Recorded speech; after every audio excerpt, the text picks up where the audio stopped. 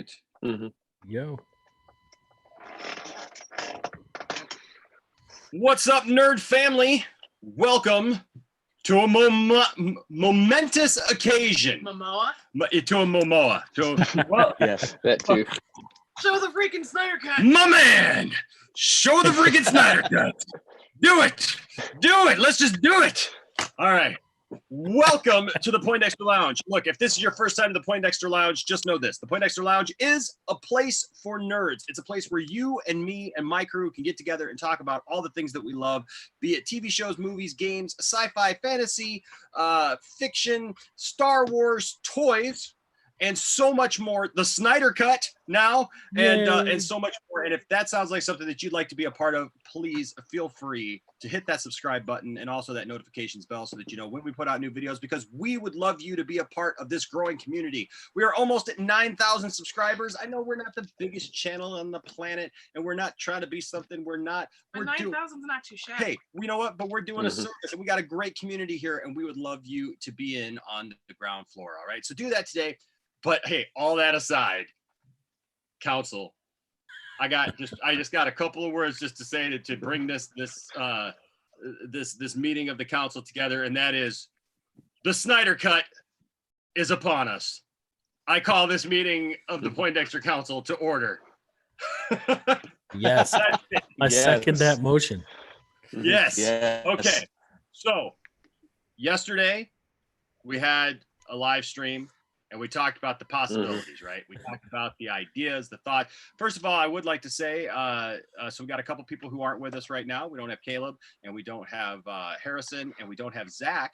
Today is Harrison's birthday, so happy birthday, Harrison. Yeah, happy birthday. Yes, happy birthday, Harrison. Yeah. Happy birthday, Harrison. Ever. And Zack is preparing to be a daddy.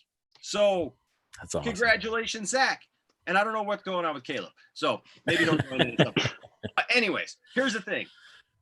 Yesterday, we spent a long time talking about the possibility that the Snyder cut was going to be a real thing. And it was all up in the air. And it was, it kind of, I'll be honest with you, we spent all that time and I was convinced that it was happening, but there was a small little sliver of me that still felt like, okay, could this be the same thing that has happened before where they're like, oh, Comic-Con, they're going to say they're releasing the Snyder cut. At this Comic-Con, they're going to talk about it at this, at New York Comic-Con, at San Diego Comic-Con, at this event, blah, blah, blah, blah, blah. It's all going to go down. And then nothing would happen. But today we had a watch party with Zack Snyder for Man of Steel, one of the greatest movies, the greatest comic book movies ever made. And Absolutely. I watched that. Now, did you guys all get a chance to watch that? Oh, yes. I hadn't watched when he was watching the movie itself, but when he was done watching the movie and then talking about it with Henry Cavill, that's when I started watching it. Okay. Yeah, Jason, I did know get. that you did. Yeah, Jason definitely did. I caught parts of it while I was working. I had to do some adulting, Yeah, unfortunately. me too. I had to be adulting and work, and I didn't see any of it, and it seems like everyone lose their mind. Yes. Yeah, So- I got in like just We're before watching Henry the movie. Cavill got in. Oh yeah, so we're watching the movie. Things are going great. It's really awesome. It's a lot of fun. It's really great hearing Zack Snyder talk about the movie and just different things that I totally missed. Like, Jason, did you catch that Doomsday like destroying the moon thing? No, that was a new one to me. That was completely new to me. That blew my mind. Yeah, that Easter egg blew my mind. Like when he said that right off the bat, I was like, wait, what? Huh? Where did that come from? Okay, this is going to be good. Right. And so, so I loved it. I loved it. I enjoyed it. And then, of course, get to the end. And what happens? But another little window pops up on his little Zoom account. I wish that window would pop up on ours. That'd be awesome. But it was this guy right there, Henry Cavill. Henry Cavill pops up. They talked for a while, but they just kind of talked about the movie. They talked about some fun stuff, but it felt like the favorite scenes to shoot. Yeah, and it felt like, oh, is it going to be something? Is it going to be something? Oh, it's going to be something. And then they brought in like a bunch of fans, and it was like the fans were just kind of just kind of laying accolades, rightfully so, at Zack Snyder's feet. and a Henry Cavill Mhm. speech. And we got quite a while of that, and it kind of felt like, oh, okay, well, that's pretty much how this is going to go, and it's probably going to be the same as it's always been. We'll kind of end the stream, and then this one lady. Now, I would love to hear your take on it. Yeah. So, was it just me, or like I felt like this awkwardness when she went because we all knew where she was going, and like nobody had mentioned the Snyder cut. Nobody had mentioned any of that stuff. And then all of a sudden, here she comes and she's like, well, I'm just going to just ask the question that's on everybody's mind. And I'm like thinking in the back of my mind, I'm like, lady, no, don't do that. If they're going to announce it, let them announce it. Like When Screen goes when she was black. asking that question, I was like, oh, she's going to talk about Man of Steel 2 or Snyder Cut. Yeah. Like she's going to mention one of those two things. Don't steal his thunder. I'm like, dude, lady, don't steal their thunder. What are you doing? Like, if they're going to announce it, great, but you don't have to cut in. And of course, like, I feel that was planned now, the way that they did it. Yeah, that was, But at the time, it felt really real and awkward. Save for question for last. Yeah, It felt really awkward for me there for a second because I felt like she was pushing an issue.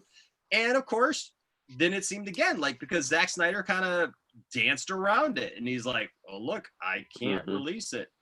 Not mine to release. If it was up to me, it would have been left on a thumb drive in a bathroom or something. Thumb drive in a bathroom, right? And there's Henry Cavill. Please don't pick up things from thumb drives in bathrooms. Right?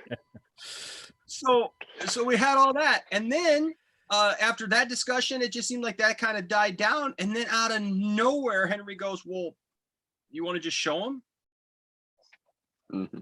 And he goes, well, I can't show him the movie, but I can show him this. And boom, booyah, as Cyborg would say. There it was. And it took me a minute to process it. Yes. Mm-hmm. Yes. Like I had to process what I was looking at. There it was. I was like, is that just like, is it concept art? Is it just something he mocked up? I was going through all this in my head before it was like, it's like great. That's real. Yeah. So at first I was like, I was like, is it a new T-shirt? Like, right. What's going on here? And now it's real. It turned out the Snyder Cut is very real. It's going to be released now in 2021 on HBO Max. Mm-hmm. And I couldn't be happier. I lost it. For those of you watching, you know that I went live and I could barely contain myself. I was adulting and I was trying to. I actually had a couple things going down that I was trying to take care of, and I'm like poking my head out. I'm like, I'm on the phone. You need to be quiet. And he's like, no. I'm trying to put a Chromebook back together, and I see, Enosh went live. I got to see what he's got to say, and there he is screaming and holler. I'm like, whoa.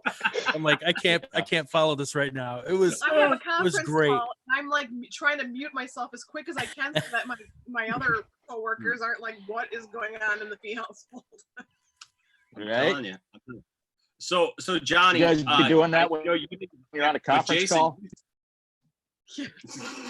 Excuse me, everyone. I know we're doing important business here, but you don't understand. They just announced the Snyder Cut. Right? It'd be great if some nerd on the conference call goes, 3 years of saying it doesn't exist. I have one person that would have responded that way. Oh my gosh. So Jason, you're watching along right there with me. What was your reaction, man? Like I said, at first I wasn't sure what I was seeing. I had a feeling when Henry Cavill popped in that something was going to be happening here. Just because it was like, well, now when he said, you got room for more people, at first I was like, we're going to see Gal Gadot, we're going to see Ben Affleck, we're going to see all of these guys jump on there for the announcement. And then it was fans, and I was like, all right, well, that's cool. But like I said, when he brought it and when he showed the image, I was like, is it fan art? Is it like a poster that he just mocked up, like to put more pressure on? And then he was like, nope, coming to you. And I couldn't believe it. I was like, it worked. It worked. Yeah. They totally got it. Everything that fans, the announcement worked. The idea that the fans made this happen worked. The idea that Zack Snyder's artistic vision is going to be realized, works. Everything about this works. And I am just, that 2021 can't get here soon enough. I can't wait. I'm telling you, on the live stream, I told everybody, I said, everyone, stay in your houses. do not risk anything. Just stay put. Do what you gotta do. Wash your hands every second. Do what you gotta do. Survive until 2021. We gotta end this tomorrow. Yes. Oh man, Isaac, you were watching it, man. What was your reaction? It honestly kind of felt like an E3 like reveal, because it's like you know you're gonna get something big, like some big announcement. Yeah. It was kind of like, what's that announcement gonna be? And then like when you get that announcement, like you're in shock, even though you're like expecting it. You're like you're still in shock after. Right. And I thought it was just like great, like how they announced it. And then like I was just thinking about like an hour ago, and I was like, this doesn't feel like we're just getting a new version of Justice League. It's just like, to me, it feels like we're getting a new DC movie. Yeah, absolutely. Like, it doesn't just feel like, oh, it's gonna be like a new version. Like when Ultimate Edition came out, it was like, okay, it's just gonna be an extended version. Yeah. Yeah, no, I wholeheartedly agree. I feel like it's going to be something completely different and new. Yeah, well, because it's been said that Joss Whedon like reshot upwards of 60-70% of the movie.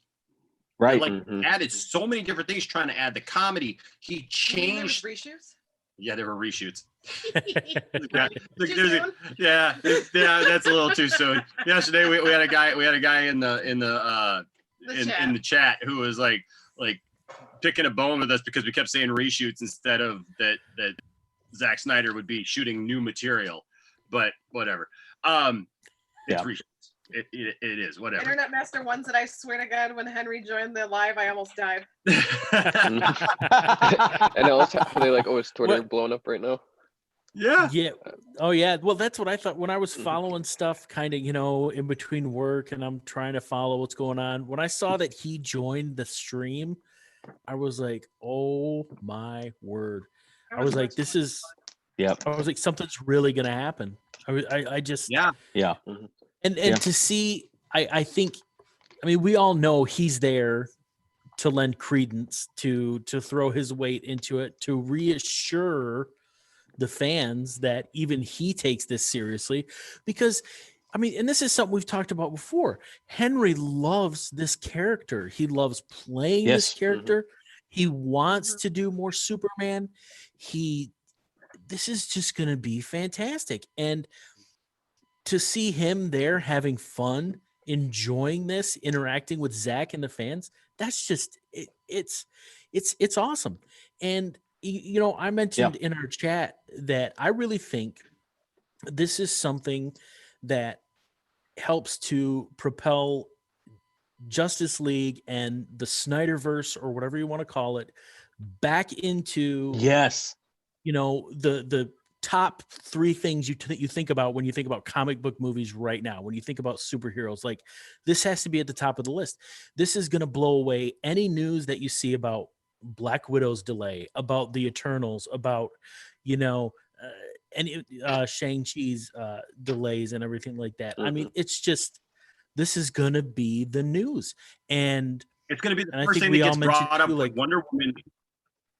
Yes, when Wonder Woman gets ready to come out, it's gonna come right. It's gonna keep cycling back around, because Wonder Woman's gonna come out, and that's gonna bring this all up again. That hey, go see Wonder Woman, and don't forget, you're gonna see Gal Gadot again in the Snyder cut of Justice League next year. Like you said. I did like what you said in our chat, though, and maybe you can share that, because I had to agree. But what you shared about like what Marvel does now, like as far as see, this is the thing. I'm not downplaying what Marvel wants to do in the next phase, but I really think that Marvel already had an uphill battle with bringing the Eternals into this next phase. Right. With trying to introduce some lesser known characters, rumor is that Guardians of the Galaxy, the next one's going to bring Nova in, which would be fitting. But Nova's also another one that's not really well known. You take someone who doesn't read comic books and show them a picture of Captain America even before the Avengers movies came out, they would probably know who Captain America is, right? Yeah. So I think now Marvel's really going to have to come together and go, do we need to break the emergency glass and say the Eternals are now a vehicle for us to bring the X-Men and the Fantastic Four into our cinematic universe? Because that kind of takes the attention from DC and draws it right back to them. Because I mean, I don't know. That's if I had to choose between, let's say for sake of argument that the Snyder Cut comes out in an episodic format, right? Mm-hmm.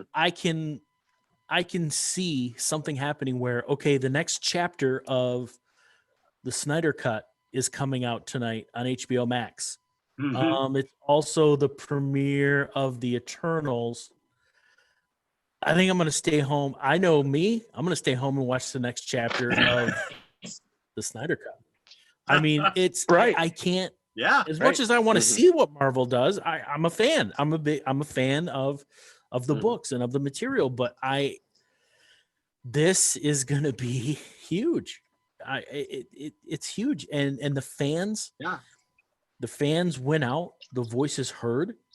It's huge, and I really think this is going to push Marvel to up their game, because I really, as much enthusiasm that we've seen from Snyder and other folks involved with Justice League about getting this cut out there, about keeping these movies in front of people, maybe I've just missed it, but I haven't seen that much enthusiasm outside of, the Marvel properties that are coming to Disney Plus. Mm-hmm. It's just been, they've kind of been like, oh, don't forget, we've got these theatrical releases around the corner. And I mean, I've seen more attention lately paid to, the Scarlet Witch show that's coming. And then WandaVision. WandaVision. And then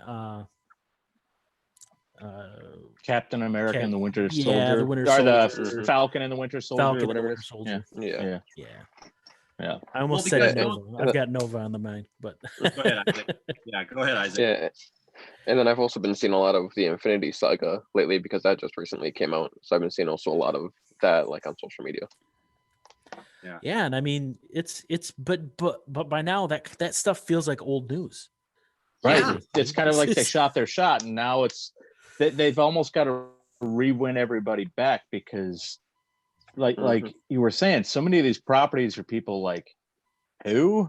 And that's where, I've always maintained that DC held the distinct edge in that, because Batman, Superman, Wonder Woman, these are properties that even if you've never picked up a comic book in your life, you know who they are, their story, if you've never read a Superman comic, you still know where Superman came from, you still know where Batman came from, you still know Wonder Woman's backstory.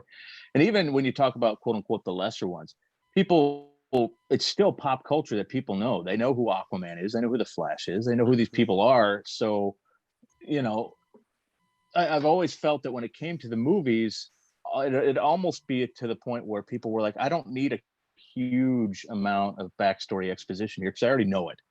Especially when they talked about like jumping headfirst into the grizzled Batman and BVS, and not really doing a full-on origin story for him, because they're like, I don't need to see it again.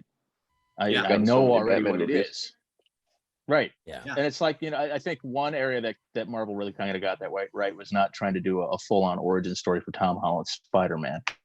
Because people would have been like, this would have been the third one we've seen in the last 15 years. Come on, we know that story. I don't need to see it again. Spider. Right. Tiffany, so guys, in that for regard, those of you watching, go ahead. Sorry, Jason. Go ahead. No, I'm done. Oh, okay. I didn't mean to I'm step done. on Go you. ahead. Yeah.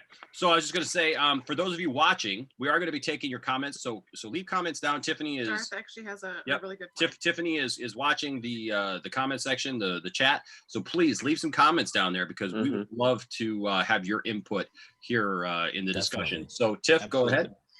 Darth Tasty actually had a great point that he just posted. He says, this really is unprecedented.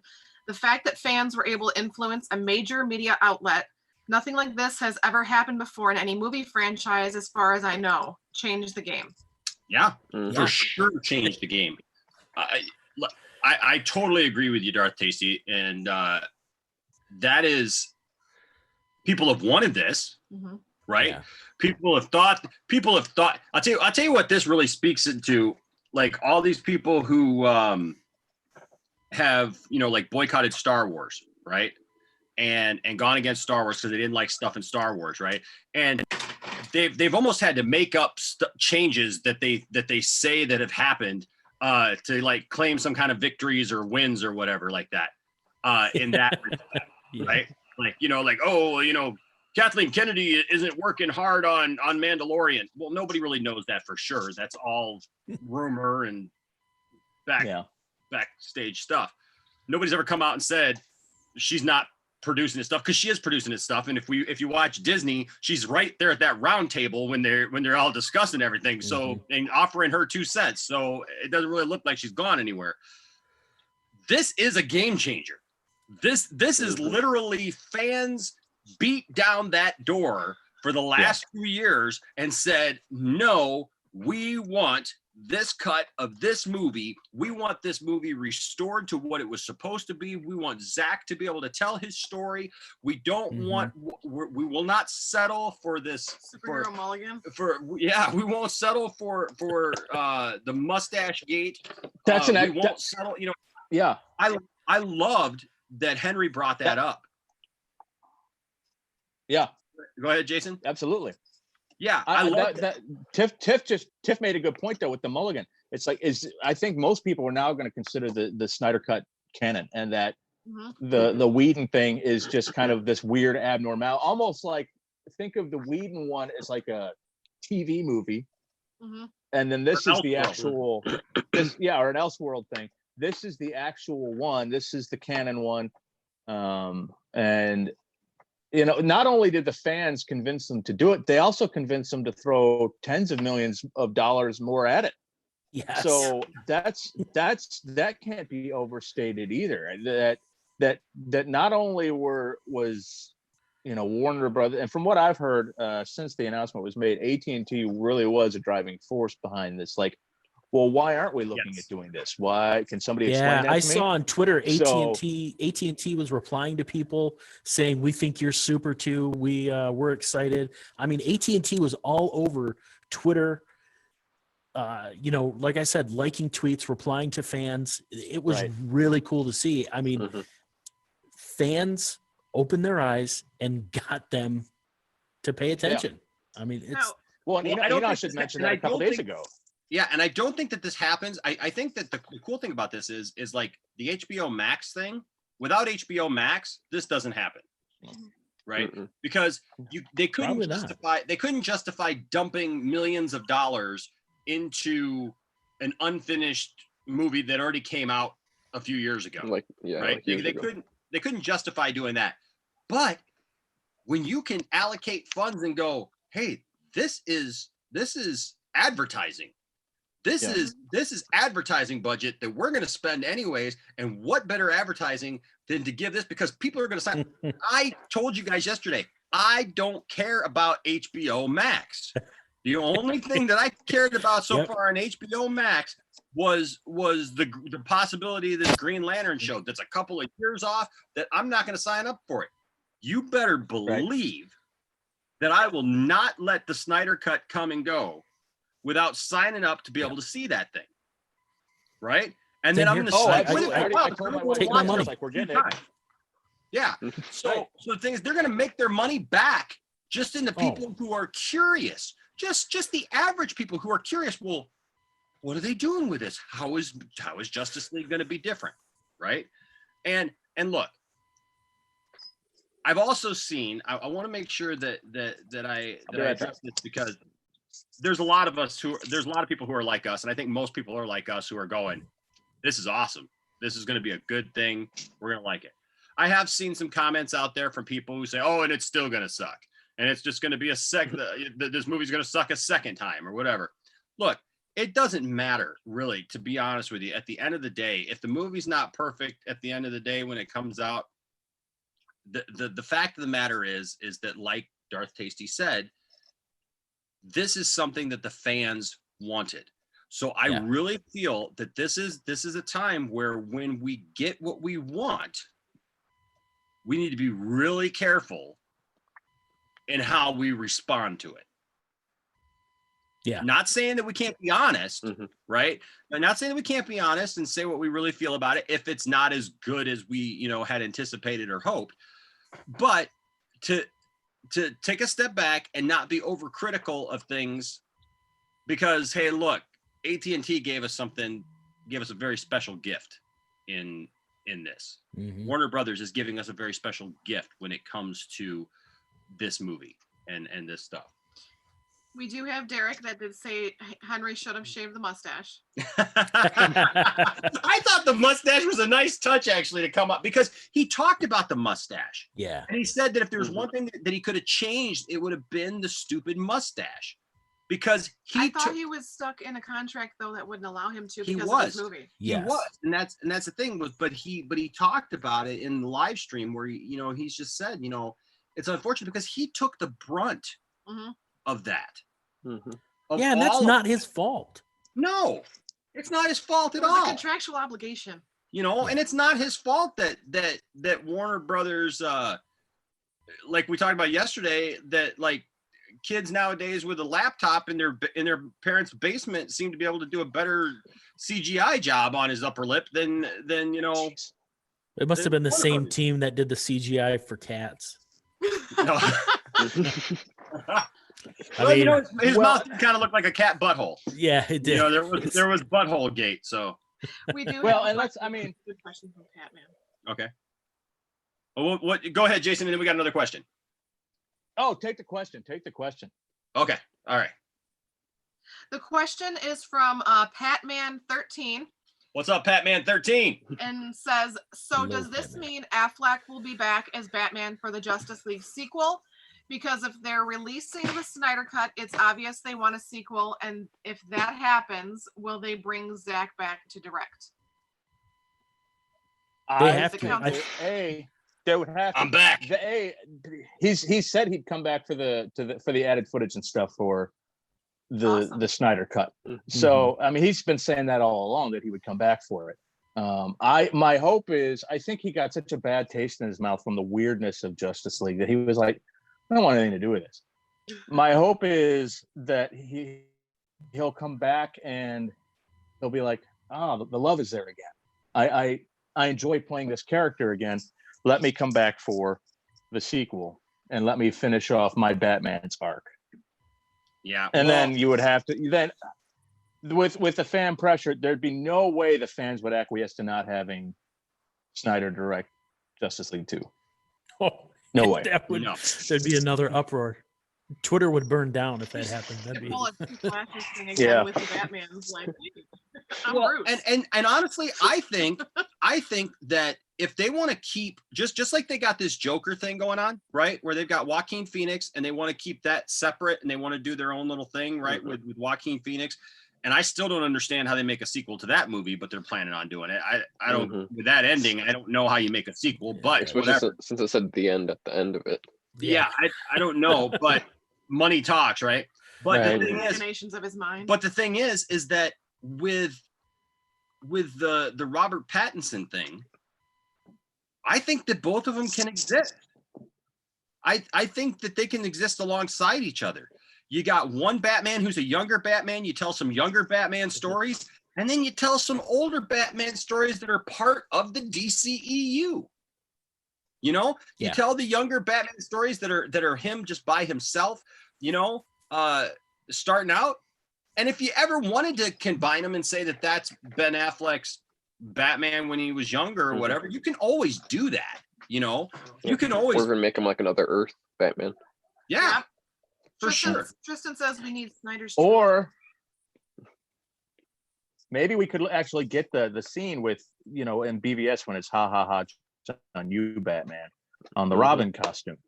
Maybe the Pattinson arc can lead into that and show the change in the Batman, where all of a sudden it's okay, the Joker just beat me, and now the switch is flipped in my brain, and now I'm the more brutal Batman that we got in BVS. Why are you saying that name? What? Well, dude, I lost my mind when that Robin costume was there. That was Mhm. that was like, we talk about Snyder pulling visuals right off the pages, right? And it was like Mhm. my jaw hit the floor, and when I saw that the first time, I'm like, oh, I was like, I mean, that's a deep cut, and Yeah. even, I mean, and not just for a diehard fan, but even if you're a casual comic book reader of Batman, you've probably read, so you would pick up on that as well. But that was a deep cut, not as deep That's a as whole story. the Moon, but That's a whole Mhm. story Oh. in and of itself. Yeah, that it's Batman like, with the Red Hood. but like that just floods in all of a sudden. I mean, like when you see that Robin costume, it's like, oh, this Batman's been through that. well, and that's Snyder Yeah. telling the fans that's where his head is at, right? That's Right. giving you insight into, He's, that's why he's telling us he's one of us. Yeah. I'm one of you. I am a fan just like you, and I know exactly what you want to see. And I think he's given us a lot of. I mean, Enoch and I are very much on the same page when it comes to Man of Steel. That it is, in my mind, a masterpiece. I can watch it and get endless enjoyment. I was a massive proponent for BVS when it came out, especially since it got instantly compared to Civil War. And I was like, do you people not realize how No, similar those yeah. movies actually are? A, and Yeah, B, I even I said thought that it when was Civil War came far out. superior. I thought it was far superior to Civil War. Just well, because Civil War, the Civil stakes War didn't has- feel real. they had Right? no Like- stakes. Mm-mm. Yeah, There's you no didn't feel like stakes. one of the superheroes would actually eliminate the other in Civil War. Right. But No. in And the You're one pulling that head gets punches. hurt. I remember that line. Yeah. Yeah, and the one that does get hurt, Rhodey, by the next movie, he's got electronic legs and he pulls a Darth Maul and he's fine. So Right. Explain to me how he did It's just a flash Yeah, wound. liquefy it's like- when he hit the Yeah. ground. what's that? I said, explain to me how he didn't liquefy when he hit the ground at 400 miles an hour from like Mhm. 14,000 feet. He should have pulled that mask off there, and there should have just been goo. Yep. Well, Yeah. the suit does amazing things. it's a movie, man. So I'd be remiss if I did not welcome in Caleb's here. Caleb. What's Hey, up, Caleb? nothing much. Sorry, I had a previous engagement, but I'm here now. Oh, that's all How right. we doing, man. brother? Welcome Hey. back to the lounge and to the council. Hey, you were watching the stream this afternoon, I know. What were your thoughts when you saw the news drop? I was pretty much in shock for like 5-10 minutes. Mhm. Were you running around your house absolutely. screaming like Enosh? No. I pretty much just sat in silence for like 5 minutes, contemplating life. That's what I did. I was like, this is actually happening. For like 5 minutes, I Right? was just sitting there. I was like, this is finally happening. It's like this real we're all life? getting it's like we're all getting our wisdom teeth out and we're still on the drugs and we're like, what is this? Is this a David pipe dream? Academic. What's going on? Yeah, it's just it really is a momentous occasion that all this is happening.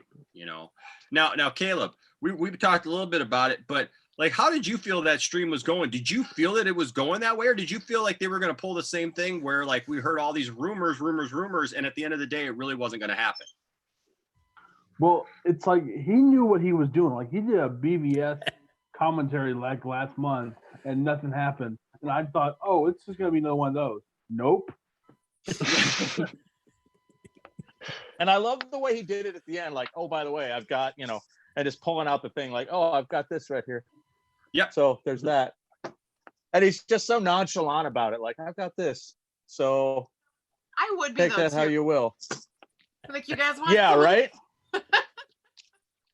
Yeah, you got to have some fun with it and not be like, guess what, guys? Oh, my God. Be like, oh, yeah, by the way, there's this. And I was And really then watch glad to everybody's see- brains melt. You better be glad that didn't have me on jump that. Oh, what's that, Caleb? I was really glad to see Henry Cavill finally jump on the release of the Snyder Cut train. So that's a He's good been point. We hadn't silent talked on that about front. that, right? So yeah, it was interesting that he had Henry Cavill because Henry Cavill is the only cast member who has not publicly supported the whole release the Snyder Cut. Yeah, it's mainly been Momoa. Yeah. Yeah. And I mean, like, and Gal he was Gadot the got on only board a little cast bit, too. member to defend Joss Whedon when that theatrical cut Yes. came out. Yeah. Yes. Well, and I think Cavill was also late. I mean, hasn't there been friction between Cavill and Warner Brothers lately about? Yeah, he wants money. more pay. Yeah, I mean, so I wonder if that has been smoothed over a little bit. I think it has to have been for him to be there for that. I think yeah. We're not far away from getting a Man of Steel 2 announcement. We're not far away from getting, probably a Justice League 2 announcement and a Supergirl announcement. I think him being there was that quote unquote Easter egg for all that, because why else would he be there? And we all know he's been desperate to put the cape back on. He loves playing Superman. He just wants to get paid more.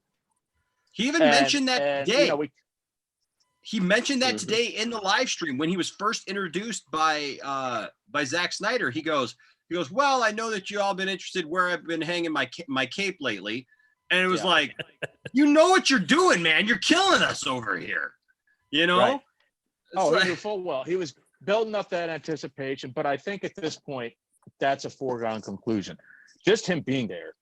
Yeah. Told you all you needed Just to know him about being that. there, Yeah. like, has guaranteed Superman and Lois ain't going nowhere. I'll tell you, I have to chuckle because that was also very planned. Him popping in at the end on that Zoom meeting there, where he's like, "Well, I thought I'd come and crash your watch party here," and it's like, you didn't. You knew full well what you were doing, and it's good because there had been some friction between him and Snyder, and I'm glad to see that hatchet's been buried, because we need Zack Snyder's vision, and Henry Cavill is Superman to an entire generation, and folks like us who aren't that younger generation, he has become Superman to us too. We had Christopher Reeve, but his portrayal has been so fantastic that this may be blasphemy to some people, but he's kind of supplanted Christopher Reeve to me as my Superman. And as much as I will, sorry. Well, as much as I treasure those movies, I would say those Reeve movies are more a product of their time than they are a product of the Superman material, right? I mean,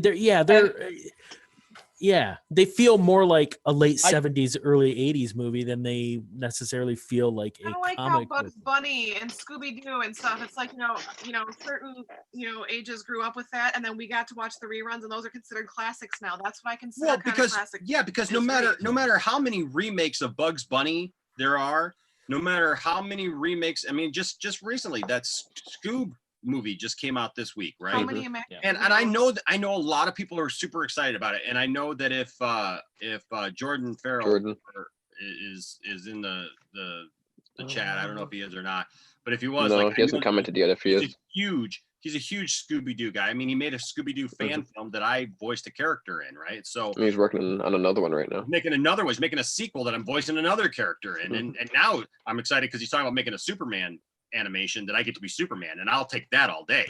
I'm Lex. Remember that. Yes. I'm Lex. We talked about that in the first one. Yes, but the thing is that no matter what they do remaking new cartoons, nothing seems to take the place of those classics, because those original Bugs Bunny cartoons and everything, like they're remaking Space Jam. Why, I don't know, but the thing is, they're remaking Space Jam. There's no part of that makes me feel like it's going to have the same impact that it did for kids back when the original Space Jam came out, and and had those people in it, and those and that wasn't that really that long ago in the bigger scheme of things. It wasn't. But the thing is that with Christopher Reeve Christopher Reeve just looks like Superman, right? He defined Superman. And that's the thing is he stepped in and he defined Superman for the last 40 years. Right. And even though people played Superman, look at Dean Cain. Dean Cain did a pretty decent job for it being a TV show, a weekly TV Lois show. and Clark was a great TV show. Yeah. But it didn't replace Reeve, right? Well, it didn't take Superman to another level. It was it was still Boy Scout Superman. Superman. Used the Reeve formula, so that even they could get out of Christopher Reeve's shadow. But and then you got Brandon Routh. I'm sorry. Go ahead, Jason. No. You finish your point. Okay. So then you got Brandon Routh who steps in and did an all right Reeve impersonation, but really fell flat because they didn't give him the command of the role that Reeve had over the role, right? So they didn't give him the dialogue work because Christopher Reeve always had, this very strong dialogue as Superman. You believed him as a leader, and he was the guy who would step in and go, "Look, this is what's going to happen," but and you believed saw it. His opposite Clark, the two, like, "Oh, gee, we always thought it out." I mean, the thing is Brandon Routh's Superman until Crisis appeared very timid, very unsure of himself, which is opposite of what Christopher Reeve Superman. Except when he's getting shot in the eye. Except for that scene. That scene is amazing. And then floating over the earth and listening. And when he's talking to Lois, then he's talking about with all that. So all that, but for most of that movie, he's that way. So he didn't really change the game either. But what Henry did was Henry brought us a Superman that's been written in the comics now for 30 years that we've just never really seen in any other media. Yes. And he did it strongly. And he looks like he stepped off the comic book pages. Yeah, and he brought a whole new persona to Superman and a strength to Superman that we haven't seen in 40 years. A dignity. Yes, I like that word. He brought a dignity to Superman that we haven't seen again since for 40 years. And he Space Jam 2 is not a remake; it's a sequel. Oh, is it a sequel? Okay. Well, yeah, I figured it was a sequel.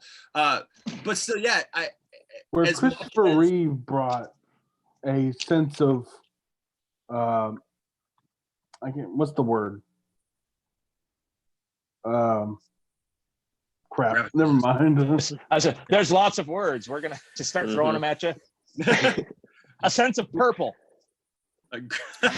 Gravitas. Sense of purpose to Superman. Purpose, yes, I like that. Yeah. There you go. A sense of purpose, yes. And I treasure the Christopher Reeve movies. They are the reason I got into Superman when I was a kid. But as I learned more about the character and read more about the character, you can't say that it's necessarily comic accurate. No.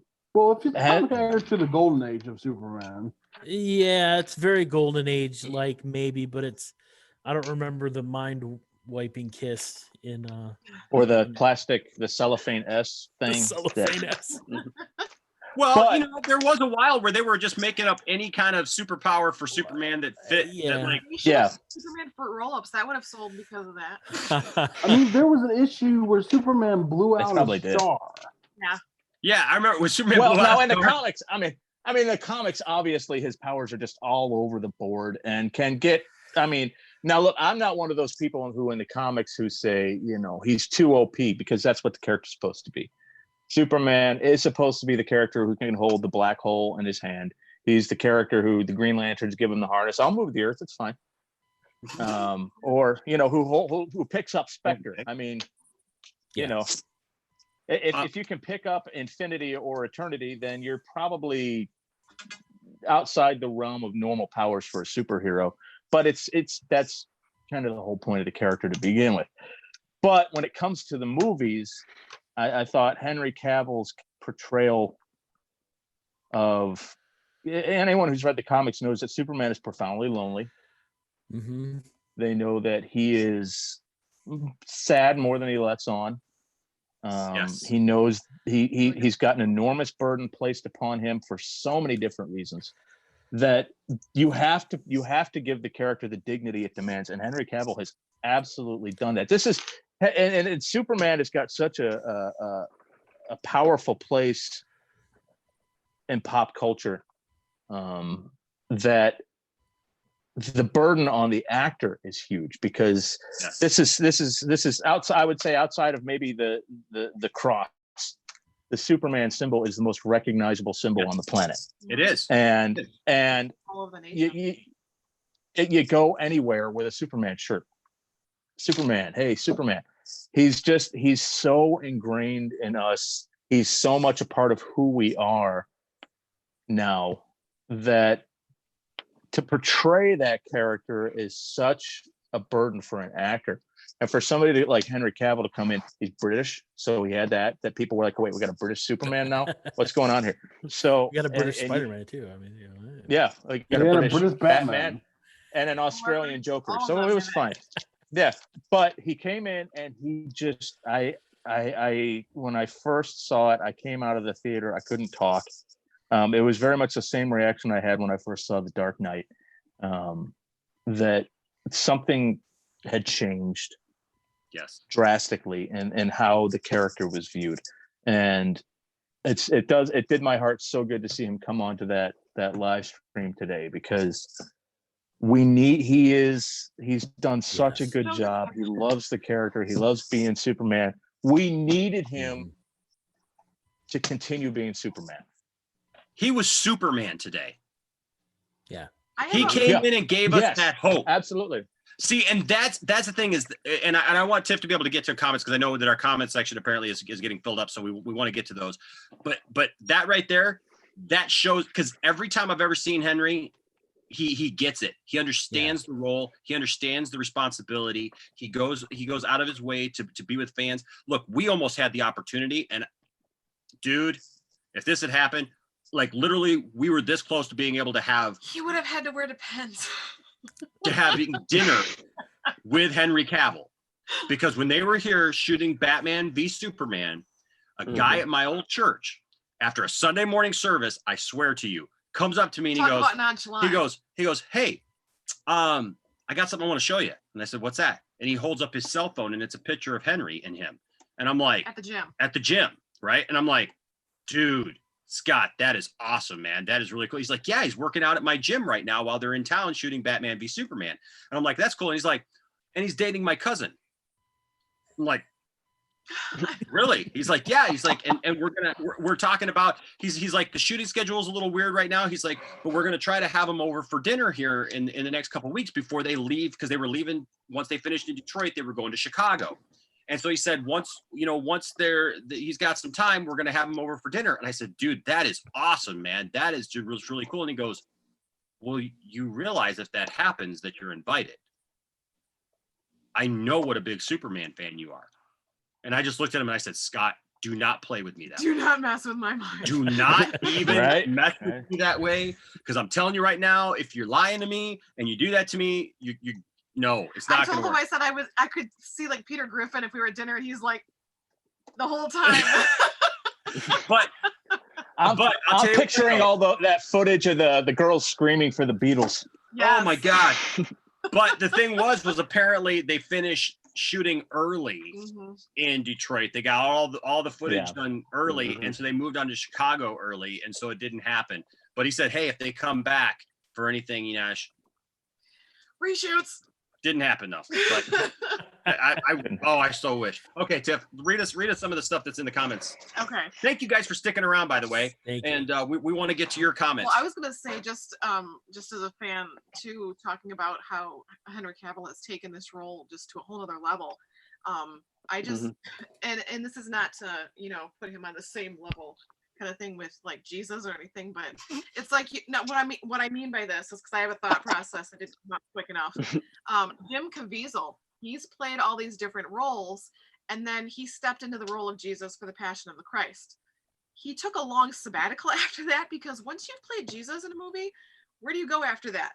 And so to me, I think, I mean, Henry Cavill, we've seen him in The Man from U.N.C.L.E. We've seen him in, the Mission Impossible movie. He's gone on to do some more stuff, and I'm sure he's going to do some great stuff. But it's He's like, still a name rumored to be James Bond. yes.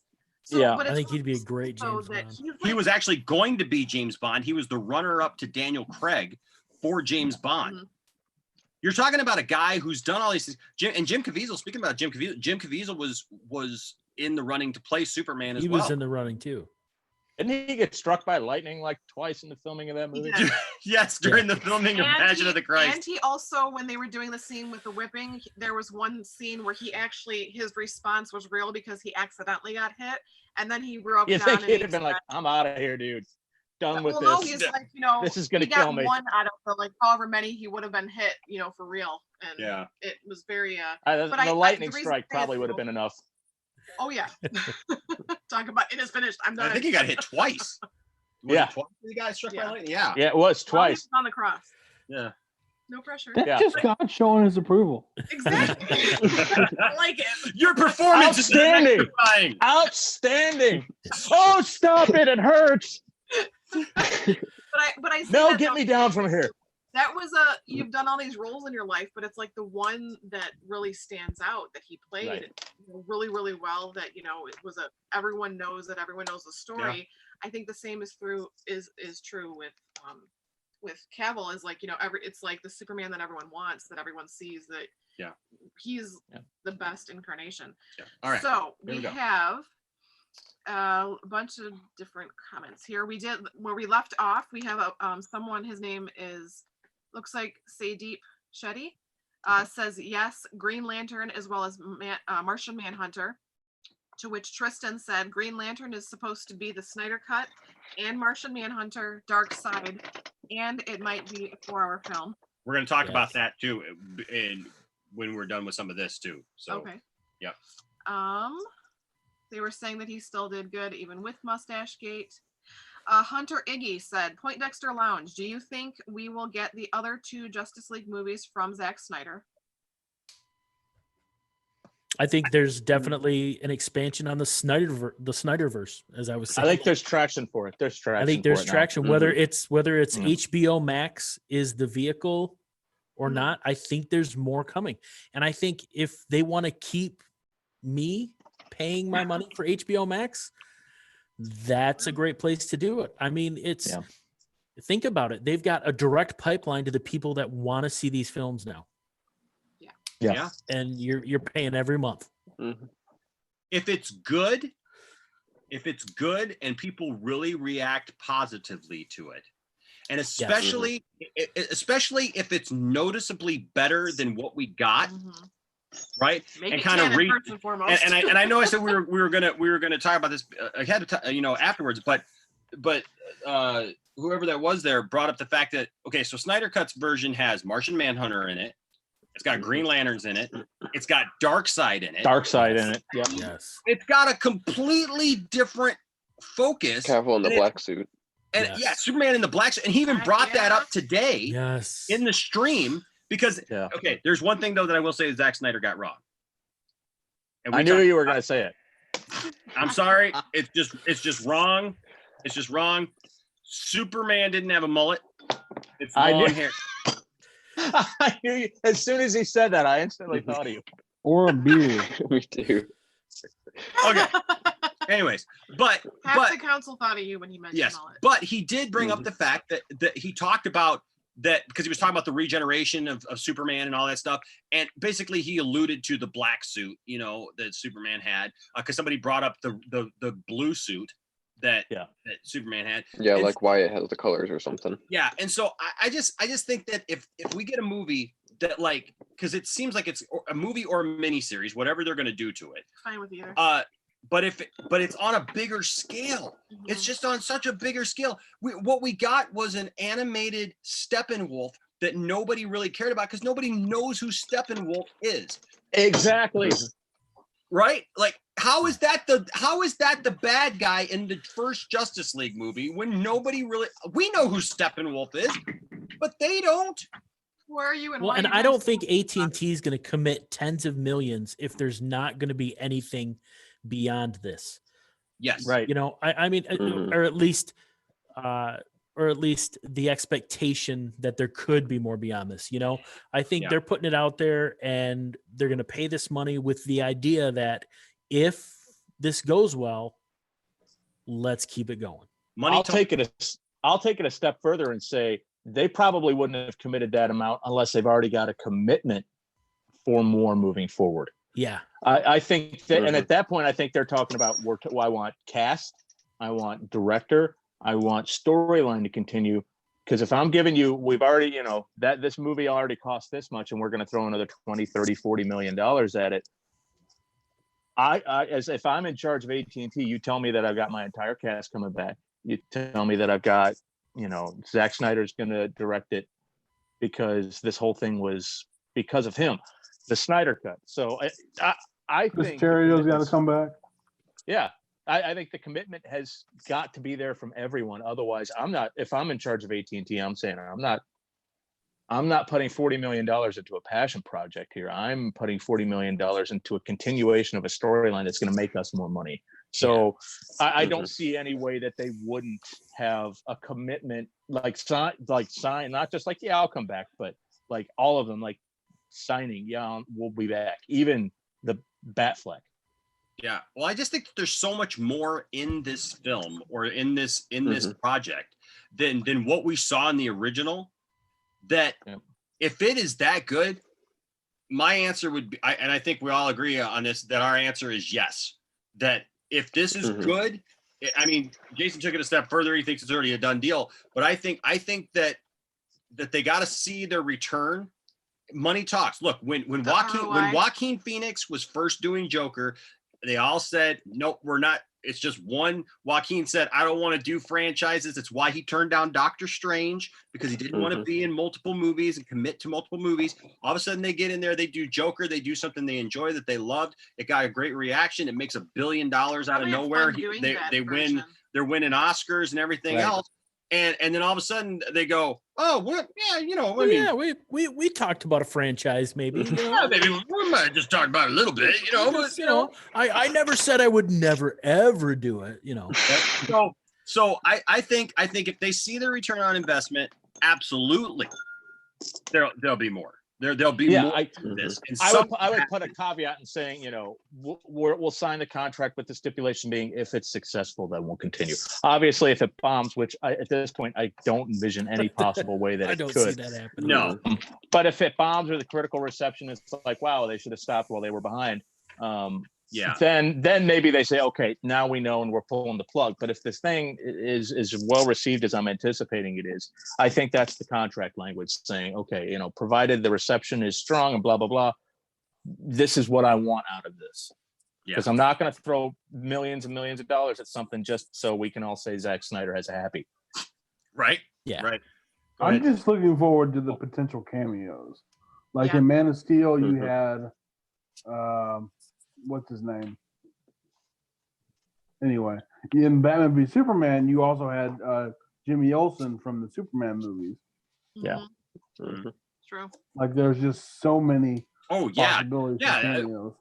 Mark McClure, who played Jimmy Olsen in the Chris Reeve movies, was in there, which was just great. I loved him in that. So it was really nice to see him in there. Go ahead, Tiff. Derek was responding to your thought on Ben Affleck and Pattinson. He said, like I said, they should do this and then do the Flashpoint movie, and then there's a possibility of Pattinson's Batman will become the new Batman. I like that. Darth Tasty said, I would be shocked if they didn't bring back Affleck. Would be harder to pull it off if they didn't. Not that they couldn't, but to be a cohesive film, we need Snyder, Affleck, and Cavill. I really think they're going to give the fans what they want. Derek said Man of Steel was the best movie. Space Ninja. I like that guy. Yes. Space Ninja said, Hollywood ran out of ideas years ago. We finally have the technology to make realistic looking live action super movies, but basically all of the stories are based on comic stories. Darth Christie said, totally agree with you, Space Ninja. There's pretty much no movie you can make that hasn't already been made in some form. When you guys were coming up with the word for Superman, Man of Martian says integrity. Oh yeah, Is another good Yes. word brought integrity to to the Superman. role. Yes. Yes. Yep. Yeah. Darth Tasty said the only thing they can really do is make him look more appealing to the eye with special effects. Tristan said, imagine Zack Snyder's Injustice, Gods Among Us, based off the fighting game. I was thinking about that yesterday when we were talking about that like that doomsday scene, like that's supposed to be like way off in the future when like Darkseid took over Earth and stuff. I was like, that one liner that Clark says, "You took her from me," which could allude to like injustice or like something like that. I was like, what if we actually get to see like a full like injustice thing in the future rather than just the video game? Well, that's comics. what Justice League 2 is supposed to be, I think. Yeah. Yeah, he was supposed to be Based under on- control of the anti-life equation. Yeah, because what we've heard so far is that Justice League, the Justice League movie that we have, plays out with basically them. It still had Steppenwolf, but it introduced Doomsday or Darkseid, right? And so then Justice League 2 was supposed to be them going off to Apocalypse. Which, by the way, have you guys yet seen the new animated Justice League Dark Apocalypse? Not yet. Is No. that on DC Universe? Oh, guys, That's no, your it's not homework. on DC Universe. Okay. But I'll talk to you guys about this later. You guys have got to watch this. Are you giving Yeah, I me- want to see it. Oh my goodness! Because the whole time I was watching it, it made me realize what this Justice League 2 that we've heard about, where they go off to Apocalypse. fight him, on there. Because in that, Superman is just ticked because it leaves off where the last. Because one thing that they've done really well in DC is their animated stuff, and this is the last animated movie in that line of movies. And so after the last one, Superman was ticked. Darkseid had done a lot of damage and brought a lot of damage to Earth. And so Superman's ticked. He gets the Justice League together. He's like, no, we are not waiting. We're going to take this to Darkseid. We're going to kill him. We're going to take him out. He's like, we cannot play around with him anymore. And like the Justice League's like, hold on a second. Can we do that? Like, are you sure? And he's like, we don't have a choice. We're doing this. And Superman basically leads this charge where they show up and they get annihilated. Like the Justice League just gets taken out. I mean, it's a massacre.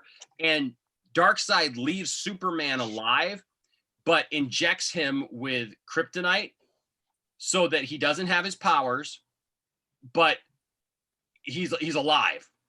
And he has to watch as everyone is basically died around him and fallen.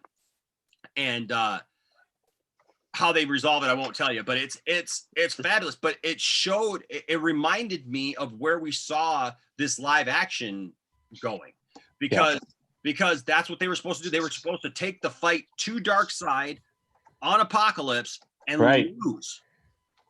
Right. Does Jesse Eisenberg make an appearance here? I don't. So somebody said this in one of the live streams I was watching today, and somebody's like, well, Jesse Eisenberg is done. Well, you know what? Everybody was done until today. Yeah. I mean, that's the thing. I bet he's back. I always thought that was a huge gaping hole to not have him in there. So, I would think he would And also we were supposed to get another like a new post-credit scene. Well, somebody original said, do you bring him back? And now you got the what's his name, who shows up at the end of Justice Deathstroke. Like, is all that Everyone comes Slade because of Arrow.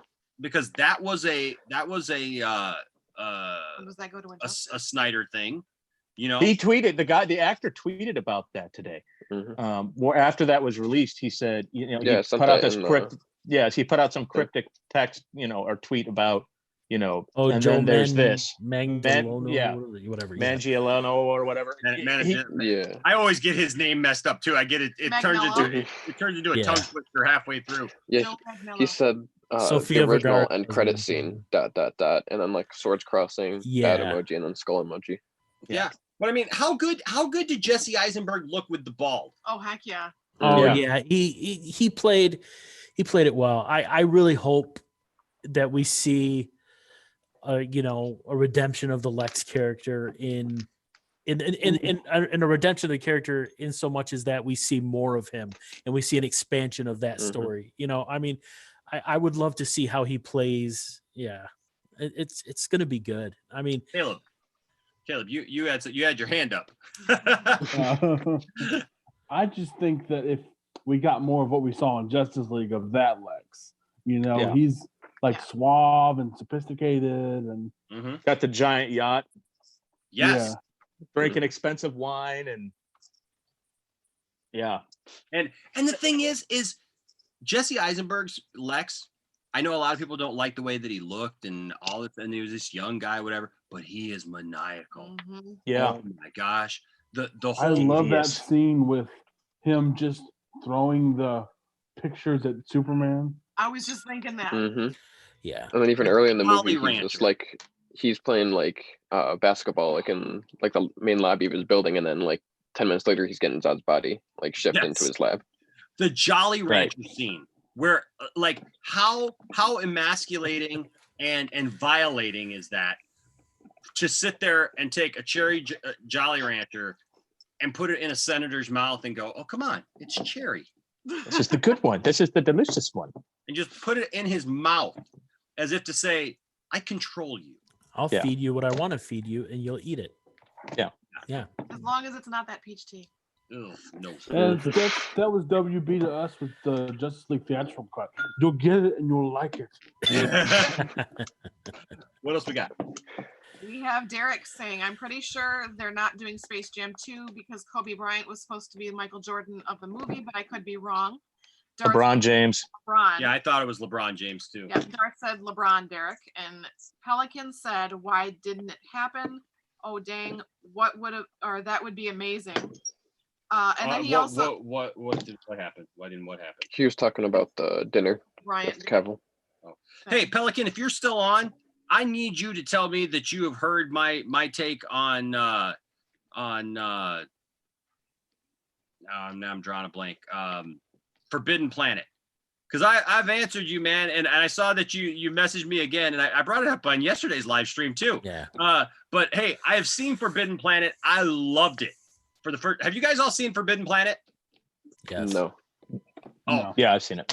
So it's an older, movie and everything, but how good was it? I mean, it was really, and I'd never seen it. And Pelican, with the first Zoom meeting that we ever did, Pelican showed up in, and he suggested that I watch that movie. And thank you, 2 thumbs up.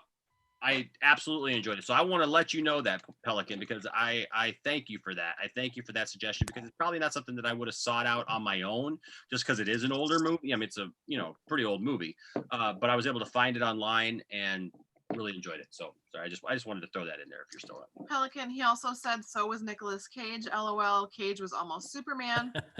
Darth said, have you ever seen a picture of the suit, Pelican? Pelican said, yes, I have. I just couldn't get used to the long hair. I like the long hair. I love long-haired Superman, but Nick Cage, come on. Nick Cage fighting a giant spider, that would have been a terrible movie. Right? Oh. Well, that's what Darth also said afterwards. It was pretty bad. I think it was for the best that it was never made. And Pelican said, yeah. So that kind of resolved it. We dodged the bullet. It would have been the Batman and Robin, the Superman. For sure. Have you guys ever? Nick eventually was able to play Superman in the Teen Titans Go movie. Yeah. Do you guys know who John Schnepp was? Yeah. Okay, so you ever watched? It used to be AMC Movie News when it first came out with John Campea, and then they did. Then it changed. It changed over to Collider. John Schnepp was a guy. He ran the comic book superhero show called Heroes. He had big curly hair, big bushy beard. Unfortunately, he passed away. But he called us all sweaties. The nerds all sweaty and stuff. He actually did a documentary that I have. I think I could send you guys a digital copy of that. Talks about like what happened with that whole thing. Like he interviews John Peters and he interviews Kevin Smith and actually interviews what's his name who did the first 2 Batman movies. Tim Burton, who was going to direct that movie. He was supposed to direct, yeah. He basically interviews everybody except for Nicolas Cage because Nicolas Cage refused He won't talk to anybody about to it. be interviewed about it. But he interviewed everybody else who had something to do with it. What's funny about that though is Nicolas Cage is a huge Superman fan. He named his son Kal-El. Yeah, His I think son- I wonder if he's just embarrassed about that. I mean, he could be. He could still be bitter over it. I do believe that like he ended up getting paid something for never having. Yeah, it was a payer. Yeah. Yeah, it was like pay or play for that. And I know Kevin Smith has talked too about, he's like, I put everything in the script they told me to, and I sure cashed that check. Yep. Yeah, I met Kevin Smith in '99. I was at a college journalism convention, and he was screening Dogma, and I went outside afterwards, and he's there smoking a cigarette on the sidewalk, and Sure, he was smoking a cigarette. Yeah, it's absolutely 100% true. And we sat outside and talked to him for about 15 minutes before he went and found a bar. I wasn't old enough to get in yet, but I asked him, being a Superman fan, and he was like, "Hey, that's a sore subject." And I was like, "Oh, I'm sorry." He's like, "No, it's all right. I'll tell you everything." He was like, I started getting kind of weirded out when they said, "Well, he's clearly got to fight a giant spider." And I was like, "Yeah, right. Like, why does he have to fight a giant spider?" And he was like, "I asked them that exact same question, and they said, well, because we think it would look really cool." And he was like, "But Superman, he's not an exterminator. He's this isn't arachnophobia. Come on now, Right, Superman doesn't need to fight a giant spider." Well, the spider showed up in Wild Wild West, and right. Will Smith got to fight it. So That's right. what else we got there, Tiff? Darth Tasty and Pelican went back and forth talking about how Nicolas Cage had long hair in another movie that didn't look right on him. Pelican said Con Air. Con Air. That's what I was thinking, and he said I figured. Which I actually kind of like Con Air. I like Con Air. I like Con Air because I also like John Malkovich, and I loved him as Cyrus the Virus. Yeah, that's a good popcorn summer movie. Yeah. Well, it goes back to what we were talking about last week in the council, right? Those movies like Face Off, The Rock, Con Air, Broken Arrow. It's a time period. It's a snapshot. Right? That's what was being made then. Those are, you can't make those now. No. That was like before Sharknado, where it was like bad, it was good, kind of. Yeah. Darth Tasty said at Poindexter Lounge, "Do you think that AT&T did this as a marketing strategy to get people to be more interested in HBO Max?" Oh yes. I'm definitely not interested in getting that until now. Absolutely. Oh, yeah. Same for me. No question. No question. 100%. This is their Mandalorian. This is their this is the one that's going to grab everyone's attention. Like I mentioned before, I think this is going to get more people to buy their subscription service than Friends. If you're a Friends fan, you probably watched it 20 times on Netflix already. You own the DVDs. Maybe you own it. They ran the digital complete series on sale for like $40 on Amazon the other day. I mean, if you're a Friends fan, you probably own it, but that's not going to make you buy a subscription to HBO Max. If you're, this is going to convince more people like me who would not be signing up to sign up if I'm going to get this type of content all the time. Yeah. Right. Well, you Johnny, you are aware that they are doing a reunion. Well, yeah, it's like it's basically going to be like this though. It's going to be like, hey, yeah, I loved that. I have to be honest. I think my wife's maybe made me watch an episode. I've never seen a complete episode of Friends. At least not on purpose.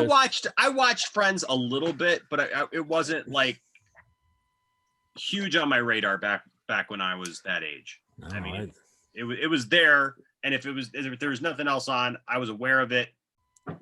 I did go to the Warner Brothers. I went to Warner Brothers the lot. I did the back lot tour a couple years ago. Went out to LA, and I had a day to burn, and I went out there, and I'll tell you what, it was so much fun. I put the whole experience here on the channel. And I mean, just the whole thing. You got to see they got a collection of Batmobiles and different vehicles from the Batman movies right there on the lot. They've got a museum to all of the costumes of both the DCEU and Harry Potter. And then they take you around. Like, I never knew, like, like I got stuck watching back years ago. What was the one show, the two girls? I'm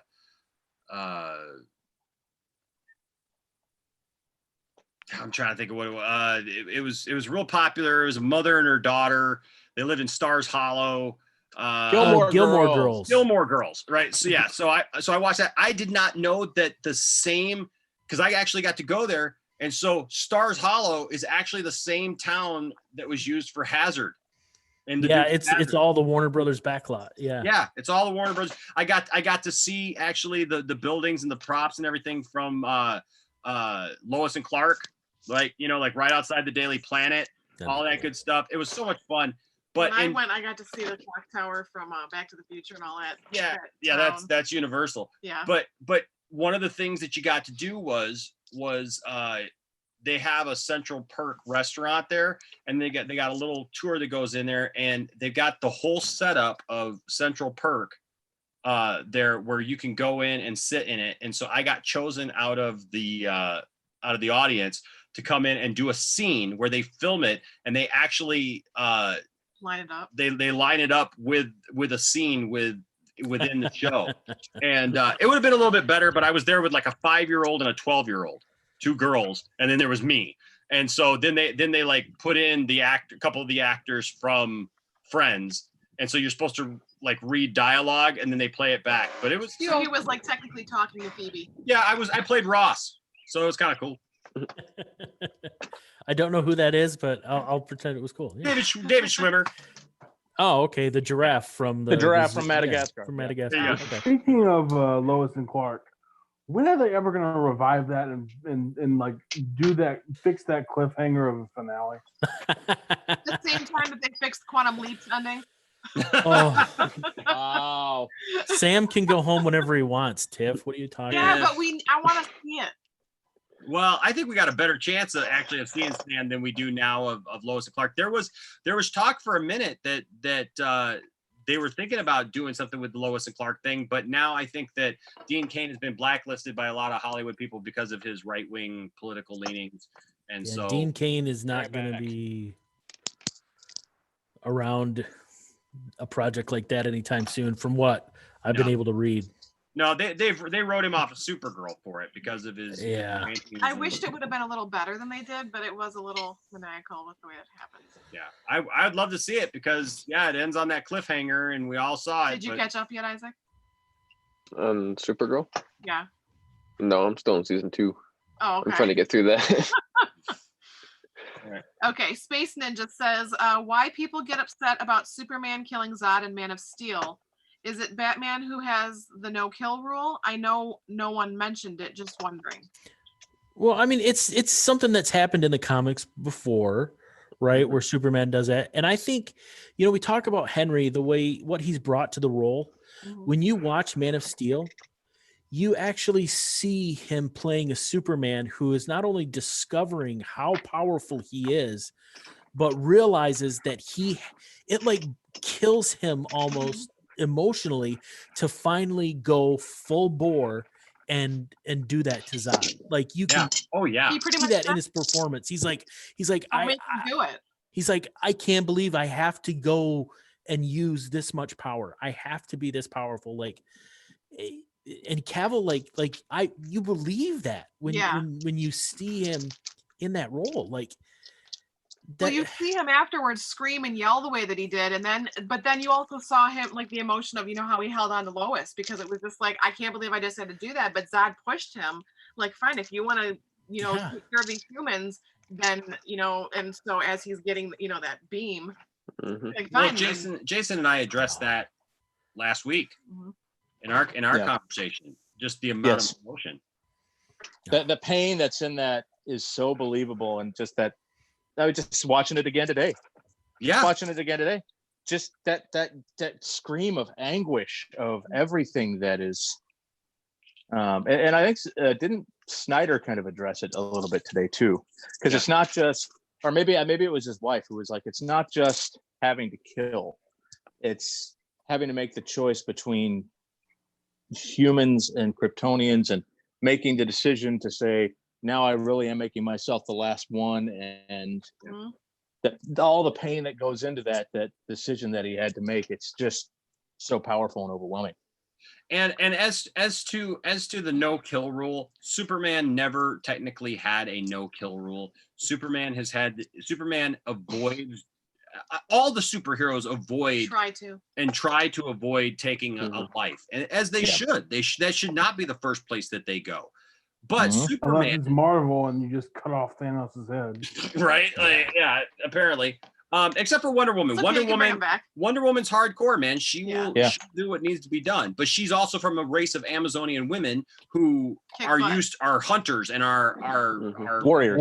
Well, I wonder if the no kill rule is something that came about back when the comics code of conduct or whatever was back, I wonder if that's when the no kill rule came about, because all of a sudden it was like, oh, well, I'm a superhero and I will never do this to anyone. And it's like, it just makes me wonder how. I mean, the two most famous ones for that are Batman and Superman about the no kill rule. But when you go back and look at the originals, Superman was literally picking up guys and throwing them, presumably miles. And Batman had guns originally. So, it's the idea that it's the strict no kill rule. I think it was in the 50s that really started taking effect. But you're telling me that Superman grabs a bank robber and throws him 4 miles, that guy doesn't splatter on the pavement? Of course he does. Yeah. So it's selective outrage when it came to the neck breaking with Zod. Same thing with Batman and Batman v Superman. People were freaking out over Batman killing and using guns in there, but I encourage anyone. But he flipped that one dude over and hit him in the face and probably cracked his neck. I encourage anyone to go out. There are several videos now that have been out, but there are compilation videos that will show you all of Superman's kills and all of Batman's kills in all media, right? Mm-hmm. So every movie, every TV show, whatever, and the thing is Batman, I'm sorry, but he's racked up kills in every incarnation. I'm sorry, but you can't tell me, like, I had somebody argue with me about this, like, because he refused to go see Batman v Superman because he had heard that Batman killed in it. And I said, well, which was ironic because one of his favorite movies was Batman 89. And I said, well, that Batman kills people. He's like, no, he doesn't. I'm like, what about in the tower at the end of the movie, at the bell tower, where like he literally drops a bell on one guy, the bell, and then, he doesn't, the acid is there or whatever, but like he pushes the guy and then the guy dies. But then like the African American guy comes up from underneath the thing, at him and puts his, he gets a hold of the guy, slams him into the bell, right? Which kills him. That kills him. And then throws him down the shaft. That guy's dead, And then you look at Batman Returns, same Michael Keaton Batman at the beginning of that movie when all of the Penguin's goons and everything are attacking him and stuff, and you've got the clowns and all the stupid people. He literally gets a bomb from one guy. That's right. Stuffs it down that fat guy's pants, pushes him into a hole in the ground, and immediately the guy blows up. That guy's dead. He catches another guy on fire. He kills the Joker in Batman 89. Yes. He kills the Joker. He puts the grapple around his leg. The gargoyle comes free, pulls him off the ladder, and he falls to his death. Batman kills the Joker. I didn't kill him. I just didn't save him. Right. That's another one. I won't kill you, but I don't have to save you. That's at least manslaughter. I mean, exactly. So it's a loophole. It's a loophole that people want to fall back on because that's what it was first finding. It kind of made a big deal of is in the Christian Bale movies where he's like, I don't kill. I have a no kill rule. Whatever. But the reality is he finds ways around it. Yeah. Batman's the 89 Batmobile had machine guns on it. Yeah, it had machine guns on it. And bombs. And I mean. And I'm sorry, but in The Dark Knight, what happens to Harvey Dent? Yeah. What he doesn't just, smother him with hugs and kisses. He knocks him off that platform and bat hugs and kisses. He falls to his death because Batman knocked him off of that building. Batman killed Two-Face. Hey, look, I will even go back to the Burt Ward and Adam West days. Do you guys remember the episode where Batman is fighting the henchmen, and every time he kicks one or punches one, they dehydrate and they turn into powder? Yeah. They're dead. They're dead. Yeah. It happened. That's the movie. Yeah. Yeah, right, because they got the dehydrator. That's how they're gonna steal the UN or something like that. Yes, right? and then they come out and they say that they can't rehydrate them because they all got mixed up and everything, and there's particles of them missing because it was on the ground. They're It's like, come on, you know? Yeah. So I get it, but it just doesn't work in the real world. There's a time. Look, nobody wants to have to use lethal force. But the reality is there comes a time. There comes a time. Superheroes can't talk their ways out of everything and just lock everybody up. If you've got a villain that is trying to kill you or kill people, you can't just come at him with like, well, I'm just gonna, hit you until you pass out, or just, try and chain you to this fence. I mean, well, Jason said it. People complained about Man of Steel because they said that Superman should have led Zod away from the city. Yet he would have come right back. Yeah, well, he would have never left. If Superman would have left at that point and said, "Hey, Zod, come follow me," Zod would have gone right over here. Zod would have gone, "No, because I got the thing terraforming the world right here in Metropolis, and we're doing this right here." He wouldn't leave, right, to go fight him off in the desert where there's in the middle of the Sahara or something like that, right?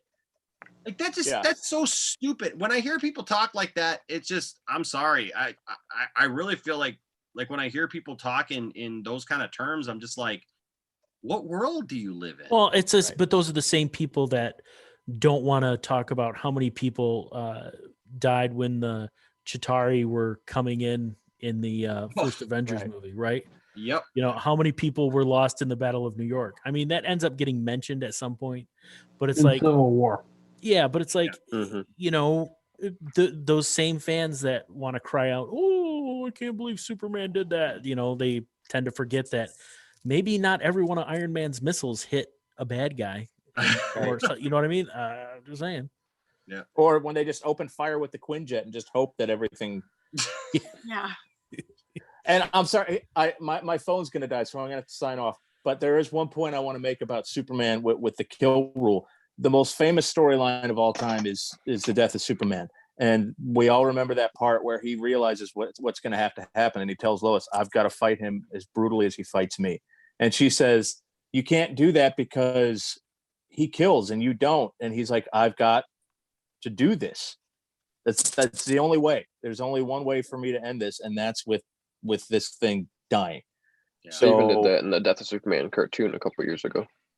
Yeah. It's they just did the exact scene. Well, I think that's a good place actually for us to probably bring this conversation to an end. We've been on here for an hour and a half, but guys, what an exciting time to live! Oh, what an exciting time to be a Snyder cut. Yeah, Power I'm gonna be to the honest. fans. Before this announcement, I was like, "Where are we going?" Like post Justice League, because I was like, that's one thing my dad and I have always said. It's like after Justice League, it's like, where is it now? Because it's like then you got Aquaman, then you got Shazam, then Birds of Prey. So it's like, what's the future of it going to be? And then now after this announcement, I'm like, okay, now I want to go back and watch all these movies tonight. Yeah. Right. Like I think it's gonna spur interest in these movies again. It's going to get people refocused on DC in a positive way, because people are, like Johnny said, people are going to be excited. And it's going to be in the vernacular. People are going to be talking about it every time something comes up. It's going to be trending. Hey, yeah. Like what are we going to see? Is it going to be good? Is it going to be bad? What is it going to be? What? Yeah. Hashtag winning. Right. So I think that it's an awesome positive thing, and you can all rest assured that for the next year or however long it takes until whatever it is, a mini series or a movie, we're going to be covering it. We're going to be talking about it. We're going to be breaking it down. I'm sure the council will have many things to say about it. A lot of DC next year. What's that, Isaac? There's gonna be a lot of DC next year. Oh yeah. Lots of stuff. So and then there's just so much more to cover in DC. I mean, we just had the premiere of Stargirl last night, which I really liked, and I'd like to talk about at some point. And then of course we got Ruby Rose stepping out of Batwoman, which is weird. That's was a So shock. we're gonna have to mess up the timeline again. Right. So we can talk about that here in the next week or so. But hey guys, thank you for joining us. We're sorry if we didn't get to all your comments and concerns. Yes, thank you. But we will talk about, leave those comments, and you know what, and we'll talk about them at some point. All right. But thank you guys for joining me tonight. I know it's kind of an impromptu thing. We didn't get everybody, but we had to talk about we it. had to talk about it. Mhm. It was a given. We had to discuss this. So thank you, council, for being you and for being the insightful people that you are. And thank you to everyone who watches the Poindexter Lounge. Robes or something? Oh, we get robes? I don't know. That's kind Or of weird. capes? That's kind of cultish. Capes. We have candles and robes and I don't You know. and Isaac already have capes. That's true. Poindexter, All right, guys. Poindexter. Until next time, my name is Enosh, aka Enosh Fett, along with the lovely Tiff-tastic. and of course Johnny, Hello. Isaac Wan Kenobi. Jason, Hi, everyone. and Caleb. See y'all. And that brings this gathering of the Poindexter Council to an end. Stay safe, be good, stay alive for at least another year, because man, you gotta watch this thing. And you're gonna want to be around after that too, because we all agree stuff is gonna keep going from there. All right. And So until next hashtag time- release the air cut. Here we go. Release It's the air. starting. It's That's starting. That's right. So guys, until next time, hey, stay nerdy, and we will see you all again. Bye-bye.